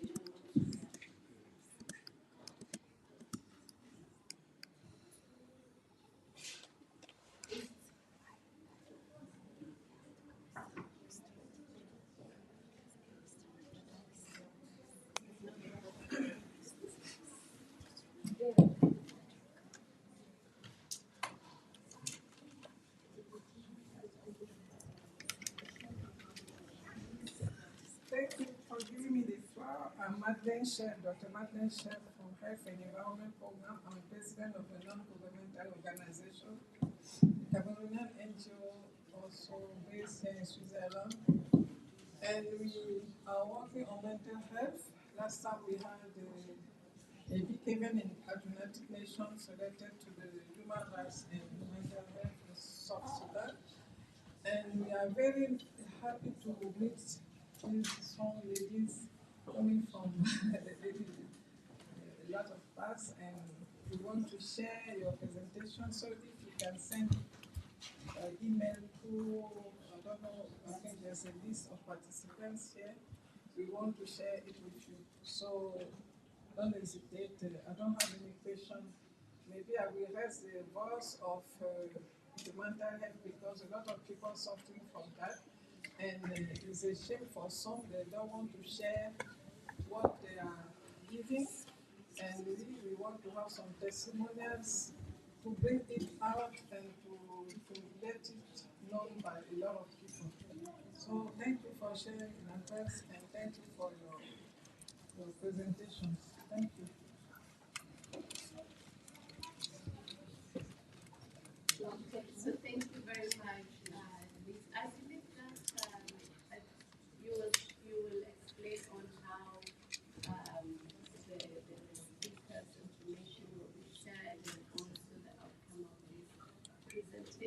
maybe we will just take one last question and then I can ask my colleagues to share.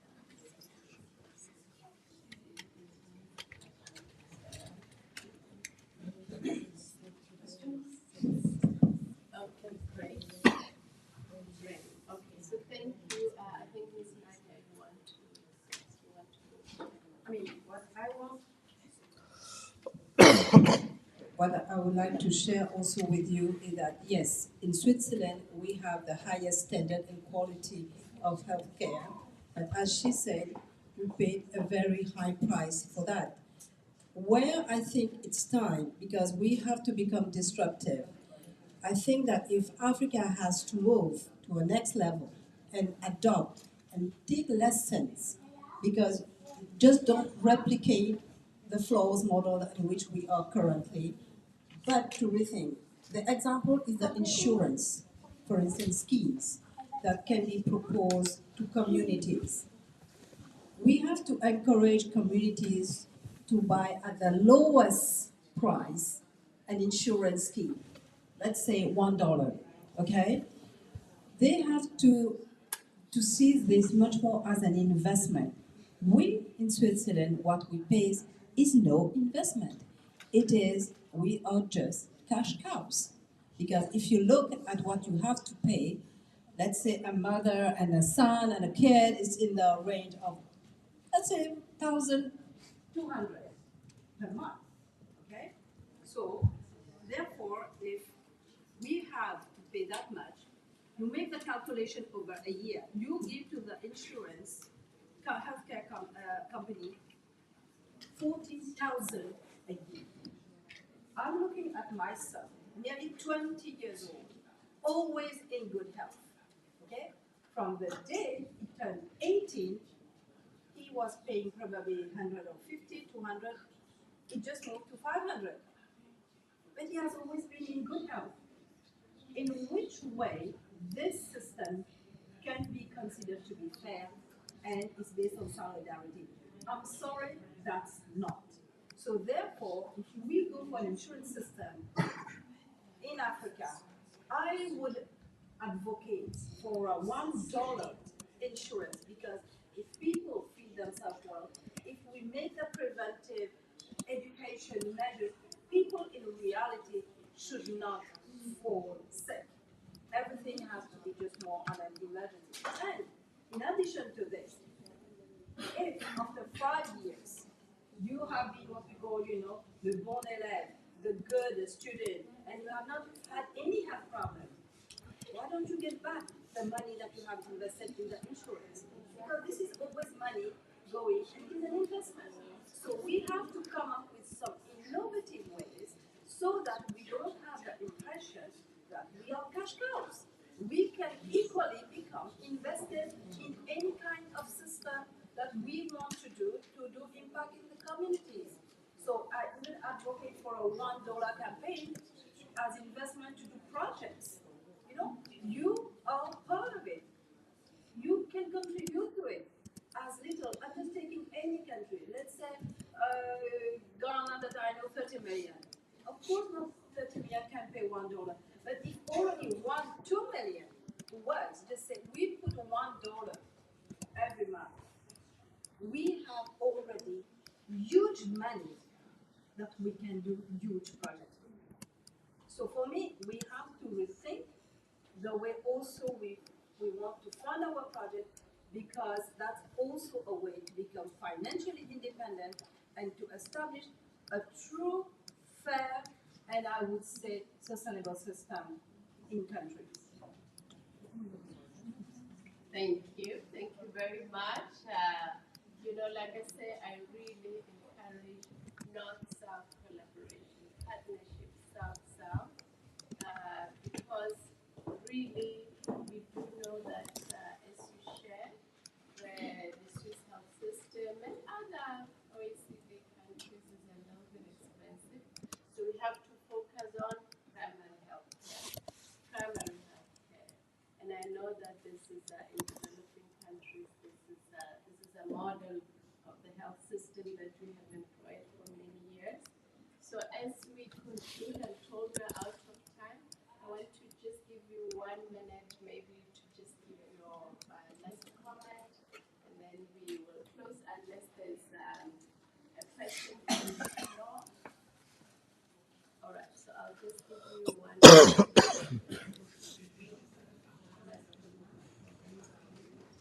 No one has any questions? No, just share this channel. So I guess what I would say is mental health is very important. So make sure that you do. Sometimes people when they struggle with mental health, they don't want to access the help. So just to make sure that you know how to access the help, and then least if you have to access in terms of doing like counseling services or other stuff, and also a person who can talk and can get the help anywhere to go, because if you don't get access to right help, then you will obviously affect your state diseases, for example, when you're not be able to function or your day-to-day life. Normal people who suffer from depression, for example, they may not come out of their house, they just go to stay at home and don't want to do things. So I think it's important. But mental health is not something that people feel comfortable to talk about, because it's kind of like stigmatic marginalization, but also people don't feel that they need to kind of say mental health is a taboo. So we also need to break that cycle. It's okay to talk about mental health, because at the end of the day, we're all people that look for difficult challenges, as we have heard this morning. Different kind of challenges, diversity, poverty, any type of issue, but just make sure you do access to what's support and self-care also is important. So yeah, that's what I have to say. Thank you.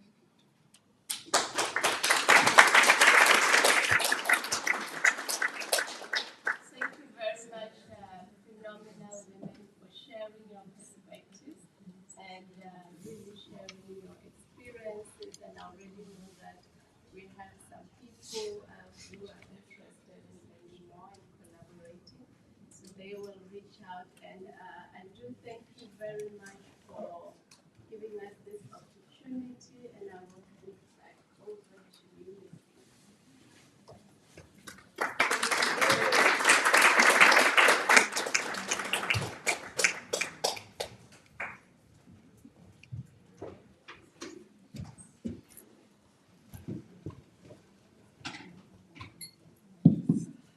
So I'd like to just thank the current panelists, the moderator. Health issues are so important to us, and as we conclude, we would like you to make a commitment to yourself. We've put a paper out here, like a mural. We wanted to do this in a long sort of discussion way, but we don't have much time. But Ascend is because we want to rise up as women. We want to rise up through all the challenges we have. So we should think about one thing that we can do when we go back home as a result of this lovely workshop. Yes, there are many things you can do. You can become a member if you want. You can choose to mentor someone else. You can choose to invest in someone else. Outside there, I forgot to mention, because the artist wasn't there, there was fabulous women's art done by our amazing women, all women, okay, I need to get it right.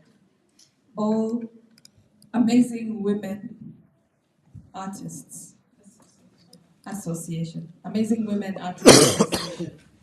And I would like you to take a look at the art as well as one of the possible things that you want to commit to. But the art is about women's bodies through cancer and other, harmful events they might be going through. But have a look at the art exhibition with intentionality, because some people thought it was part of the hotel. No, it's by our members who are amazing artists. So I encourage you to also do that. But just as my sort of final words before we write on this mural, what I was talking about is write something that you're committed to do in terms of you ascending. It can be one word, mentor, or one word, buy a house. I don't know. Whatever it is that you're doing, we would like to know. We would like to accompany you on that journey. I would just like something to remember you by. So we will play a song that is important for us because it was done by one of our partners for us in Uganda. And you will dance a little bit as you walk up slowly and write one or two words on this. But take your time. If it's crowded over here, just keep dancing. That's what we're going to do when I finish what I wanted to say. So my parting remarks are just telling you maybe a little bit about what's coming up for us. Coming up soon, in January, just before Davos, we have a pre-Davos business brunch in Zurich. And that takes place, I think it's the 18th or the 17th of Jan, but we will send you an email. This is something we did last year where we wanted to sensitize our community about what happens in Davos. Because sometimes people think Davos is just for men making decisions and big companies and you have to work for the World Economic Forum. But no, everybody can be involved in their own way. You just have to define what you want to achieve from the forum and from the themes of the forum. So we have that in January. In November, we will be having Phenomenal Women Global Conference in Uganda. That's in a few weeks' time, on the 5th of November. So that is something that if you like traveling, you feel like traveling, we always do it sort of a month after the Geneva one. But they will also live stream, we will send you the link. These proceedings have been live streamed and we'll share with you the link where you can find them. So if you want to go back and listen to somebody more deeply, you actually can. And we're doing this as because we know that we have members around the world and not everybody can come here. It's expensive, it's time consuming, and also sometimes the visas get blocked by the Swiss embassy. So Swiss people here, please put in a good word for us. Sometimes it's not easy to get a visa to come here for some of our members. And then in June, 15th to 19th June is when we will have our retreat where you saw people giving testimonies. That is in 2026. We encourage you to come if you feel like you need a place to rest, a place to refocus, and even just to have fun, because that's what it's all about. But knowing me, I always slip in a master class, and some people said, no, we need to rest, we need to do shopping. But I always like, let's learn some little bits. So I might slip in one as well. So those are some of the things that are coming up. I would like to say thank you. Thank you first to all the participants who came, who took their time. I know there are so many events in Geneva. I saw some running out, coming back. But I really, really appreciate that you were able to stay with us or even come in for a few minutes. That is really precious for us. I would like to thank all the speakers. Thank you for your time and patience getting those flyers done and just trusting us with your time as well, giving your expertise. We don't take it for granted. We really cherish what we learned here. I would like to thank the partners, LCPA, SIA, and all the other partners who you see on the logos. They have been amazing and supported us through. We were hosted by the Swiss School of Business and Management, and Julia is here yesterday, the day before yesterday. It was amazing. They took care of us very well. We were even in an academic setting, so it was a different vibe altogether. So we just want to thank all those people who came on board to support us. And then last but not least, I would like to thank my team who are over there. Can you stand up, team, for recognition? Kira, Michelle, Liz, Eileen. She's been a speaker and a team a little bit. And of course, Kaylo as well, who was doing the moderation in the morning. Just like to give thanks to them. They've been an amazing team. I've kept them out late. Wine is on me today. So really, let's just be in touch. This is the QR code. Many people were asking about memberships. I've put the QR code on. you can actually go to the page, read about it. If you want to become a member, the team is still here. You can go directly to them as well. You do get a free Phenomenal Women Global scarf. I don't know if you can show them. For those who are members would get one or some sort of souvenir that's there. But right now, we're going to close off with a dance, and with you coming up here with your pen and writing one thing you're going to do to ascend. And then you can go downstairs and get a glass of wine at your own cost this time. If you want to buy me one, you can. But yeah, you can go downstairs and mingle, continue to mingle. You can stay in the foyer and look at the art. The artist is outside if you want to know more about what inspired her. Yes, she speaks French mainly, but she'll be able to tell you what inspired her. So let's go with this dance, please. And please come up and sign here. Write your name and write your thing to ascend. Have you got the song? It's okay. So let's give ourselves a round of applause, please. End of the week, Impact Week.